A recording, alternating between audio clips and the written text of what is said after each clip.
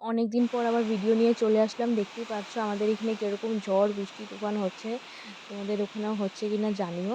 তো সকাল সকাল ঘুম থেকে উঠেই দেখি প্রচণ্ড বৃষ্টি তো পড়ছেই, তার সাথে হাওয়া বাতাস কি বলবো আর, চারিদিকেই হচ্ছে। দেখতেই পাচ্ছ আজকে তো অনেক প্রচণ্ড হাওয়া দিচ্ছে, ঝড় বৃষ্টি দিচ্ছে, জানলাটাও বন্ধ হয়ে যাচ্ছে। তো আজকের থেকে ভিডিওটা শুরু করলাম, জানি না কতটুকু শেয়ার করতে পারবো, কারণ অনেকটাই ঝড় বৃষ্টি হচ্ছে। তো বৃষ্টি পড়ছে আর খিচুড়ি হবে না, এটা তো কোনোদিনও হবে না। আমাদের বাড়িতে যখনই বৃষ্টি হয় তখনই মা খিচুড়ি বানায়। তো আজকেও খিচুড়িটা বানানো হয়ে গেছে, আর সাথে তো বৃষ্টি পড়ছেই।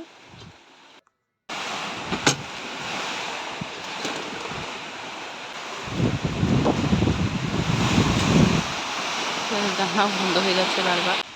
তো এত জোরে হাওয়া দিচ্ছে যে পাশের বাড়িতে সুপারি গাছ ভেঙে পড়েছে। তো অনেক অনেক আরও আমাদের চারিপাশে আরও অনেক গাছ ভেঙে পড়েছে, তার জন্য তো আজকে লাইটও চলে গেছে।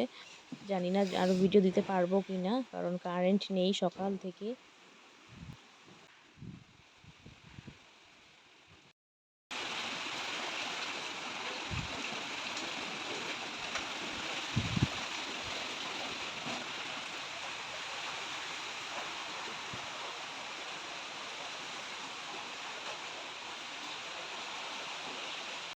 তো চলো, আমি এখানে গরম গরম খিচুড়ি নিয়ে নিয়েছি প্লেটে। তো চলো এখানে খেয়ে নিই।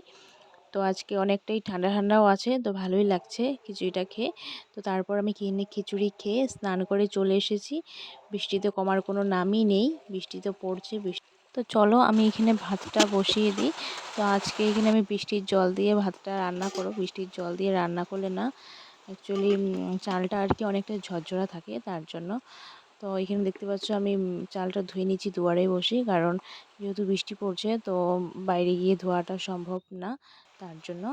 তো এখানে ভাতটাও আমি বসিয়ে দিয়েছি, আর এখন কাটছি হলো আলু। এখানে আলু দিয়ে টমেটো দিয়ে ভাজা করব, তার জন্য আর কি। তো চলো আমার এখানে রেডি হয়ে গেছে, তোমাদের সাথে আর শেয়ার করিনি। তো আমরা এখানে খেতেও বসে গেছি। আমার মা এখানে ভাত বাড়ছে, আর মা এখানে পরে মাছের ঝোল করেছিল, সেটা শেয়ার করা হয়নি। তো চলো আমরা খেয়ে নিই। আজকের মতো ভিডিওটা এই পর্যন্তই। যদি ভালো লাগে লাইক কমেন্ট শেয়ার করে দিও। আশা করছি তোমাদের সকলের ভালো লাগবে। তো ফিরে আসছি নতুন একটা ভিডিও নিয়ে। টাটা।